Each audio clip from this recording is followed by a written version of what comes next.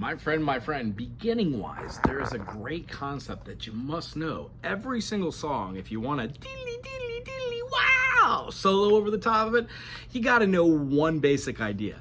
The first thing you want to do after you learn where the notes are and your fingers start working over the fretboard, how do you find the majors and minors? What's a major? What's a minor? The basic explanation is the tones and frequencies we use to make up a chord or a triad. It is a result as a major foundation and then a minor foundation, meaning the notes that are in betwixt these two, the root, let's pick the key of C, C, D, E, F, G, A, B, C. Well, C to C sharp is a minor second. C to C sharp and then C sharp to D is a major second because it's the combination of two minor seconds. So instead of doing a scale onto which we go up, or instead of just doing a scale onto which we do all of the half steps that are in between the one and the one, let's try and go up so we can see a long view. When we go from C to D, it's a whole step. D goes to E, that is a whole step. E to F is a half step, as there is no black key on a piano between E and F, and there is no black key between B and C. Remember that. C, D, D, E, E, F. That's our first naturally occurring half step. F to G, whole step. G to A, whole step. A to B, whole step. And then our other naturally occurring half step. Our combination of a do, re, mi, fa, sol, la, ti, do, no matter where, how, and why,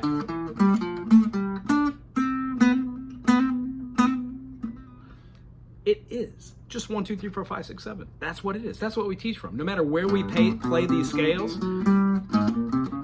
they make a happy Ionian mode, a major scale, do, re, mi, fa, sol, la, ti, do. We then learn how to manipulate all those to get other modes and other scales. Out of the 7 chords in any key, let's take the key of G major. G major, A minor, B minor, C major, D major, E minor, F sharp diminished, or D7 with an F sharp. We would have 3 majors, 3 minors, and 1 diminished. I bet you could guess that the last one, the F sharp, is that diminished. But in the key of G, G is the 1. It's a major. No matter how you play this interpretation, there it is. No matter how you play this, that's going to turn out to be a G major, 1, 3, 5. A G, B, and a D. G to B, major third. B to D, minor third. This has 4 minor seconds. This has 3. Therefore, what happens is when you alter that and play at A, you're not seeing an A major. You're relinquishing that minor third, meaning you're not playing an A, C sharp, and E, you're playing an A, C, and E. So a lot of the things we do is we find them on 1 string, and then we find its relative third, and we work up a minor mode. And then when these two are played together, they give you the first notes of each chord, just the first harmony, the major or the minor third. By that way, you can see major third, minor third, minor third, major third, major third, minor third, minor third, major third. When we add the 5th on, we then get that 3rd string, the D string. So if we did this in the key of A, we would have A, and then when we move to B, C sharp, D, E, F sharp, G sharp, and then A again. You could do this in every key. C, D, E, F, G, A, B, C. The way that we work this in correlation with knowing what a major scale is, I would suggest start playing the circle of fifths. C major, G major, we're gonna play a D major, A major, E major.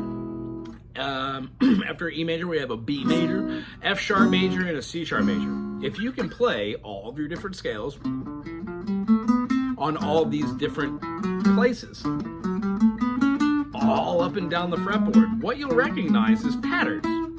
These patterns lead to note memorization, and because you've already started working your fingers and you know what a half step or a whole step is, you can start seeing some patterns.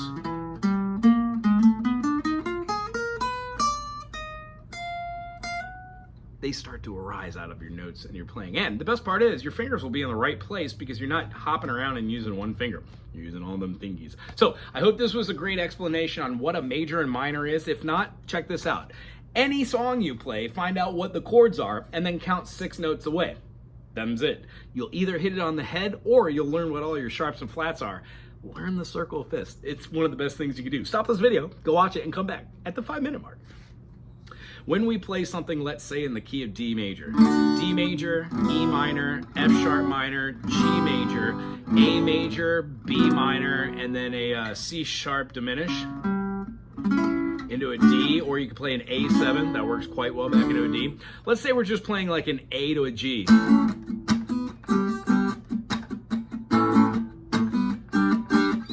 This is the progression. It's a 2-chord progression. I'm just doing a accent, accent, accent, accent, accent, accent.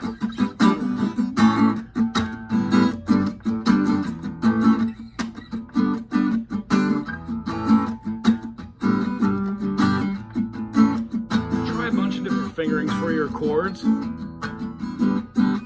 And because you know that this is an A major and a G major, it is going to be a 4 and a 5 in some key. I've already told you that it's the key of D. But if I were to turn this A major into an A minor and then into a G minor, well, then we gotta figure out what key has A minor and G minor back to back. You only can find the minors back to back in one key, or as relative minor.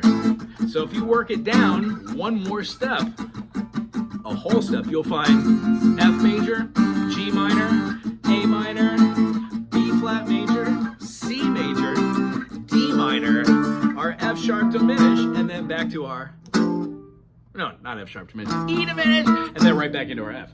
So the concept is, when you start playing around with these 7 chords in a key, you start seeing them everywhere. Patterns and shapes will start to arise, and one of the best things about it is you will eventually start to have note name recognition. And the way that I know this, when I teach my students to start their foundation just by playing this to get used to coordinating both hands, it takes about 2 months of doing that every day, 5 minutes here and there. It depends on your own progress. If you play for 45 minutes and you don't do any practicing, you just played for 45 minutes, right on. But if you practice for 5 minutes a day doing something like, you will eventually get really strong with your 1 and 4, then your 1 and 3, and then your 1 and 2, even though it seems improper. You try everything. You build a foundation of what you know with skills physically, with vocabulary, and when you put them all together, it would be easy enough to say to somebody that watches all of these and goes into the intermediate videos that I'm going to start up next month, that to do something like this. How about, I don't know, what a random song, like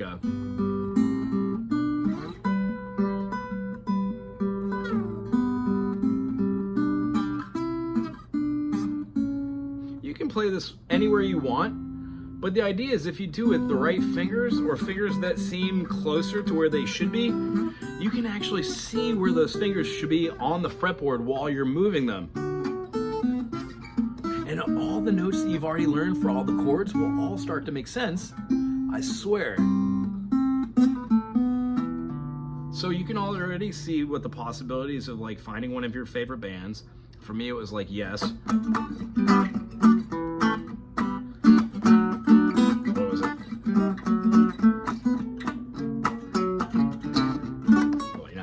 Play.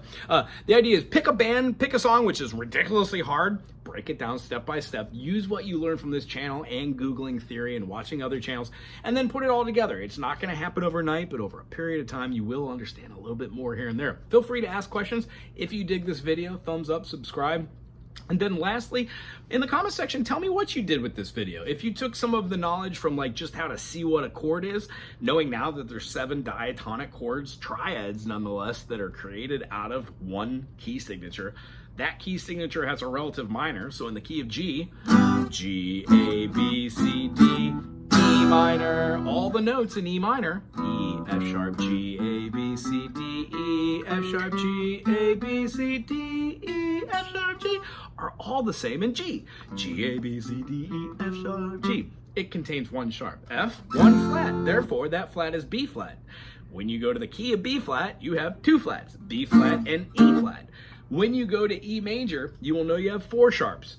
F sharp, C sharp, G sharp, and D sharp. Eventually, by saying these things over and over again, counting them out on your hands, visualizing them as being just a root note, a third with a harmony, and then a fifth above for every single key.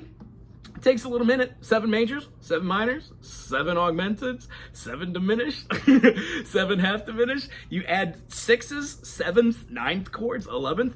It's a lot of numbers. But eventually, you'll take all this information, put it in your vocabulary bag, and then you too can talk about the theory and the nonsense that nobody else understands. I hope you had a great time today. Aloha!